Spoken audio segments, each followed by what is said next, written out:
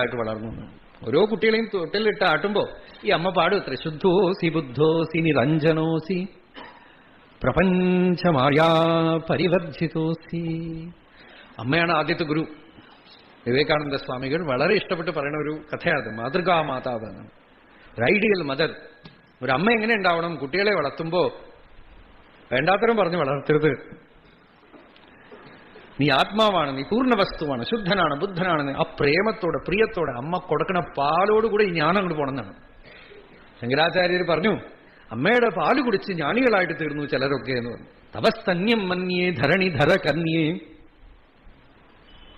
ഹൃദയതഃ പയഃ പാരാവാരം പരിവഹതി സാരസ്വത ഇവ.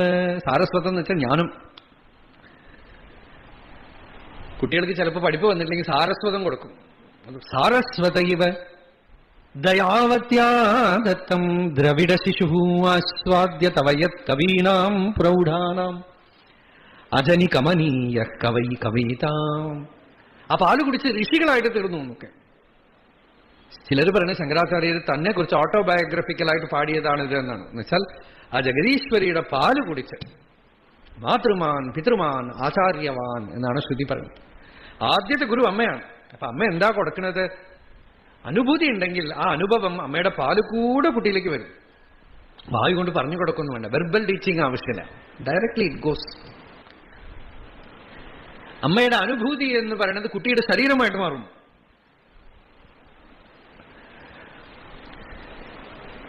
അപ്പൊ ഈ അമ്മ മദാലസ കുട്ടികളെ പറഞ്ഞു വളർത്തിയത്രേ.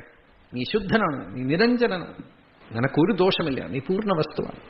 അവര് ജനിച്ച കുട്ടികളൊക്കെ ജീവൻ മുക്തന്മാരായിട്ട് തീർന്നു എന്ന് പറഞ്ഞ് വിവേകാനന്ദ സ്വാമികൾ ആ മദാലസയെ കുറിച്ച് പറയും. അപ്പോ ഇത് പറയാനാണ് ഒരു ഗുരു. നീ ന പൃഥ്വീ ന ജലം ന അഗ്നി ന വായു ദ്യൗഹു വാ ന ഭവാൻ യേഷാം സാക്ഷിണമാത്മാനം ചിദ്രൂപം വിദ്ധിമുക്തയേ. ആദ്യം പറയുന്നത് സാക്ഷിയാണ്. നീ എല്ലാത്തിനും സാക്ഷി, എല്ലാത്തിനെയും കണ്ടുകൊണ്ട് കണ്ണിനു കണ്ണ് മനമാകുന്ന കണ്ണതിന് കണ്ണായിരുന്ന പൊരുൾ, എല്ലാത്തിനെയും കണ്ടുകൊണ്ടിരിക്കുന്ന സാക്ഷി.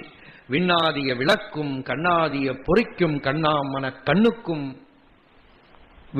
കണ്ണാമ്മന വിണ്ണുക്കും விண்ணாய் ஒரு பொருள் வேறு எண்ணாது இருந்தபடி உள்நாடு உளத்து ஒளிரும் அண்ணாமலையேன்னு ஆன்மா കാണുമേ.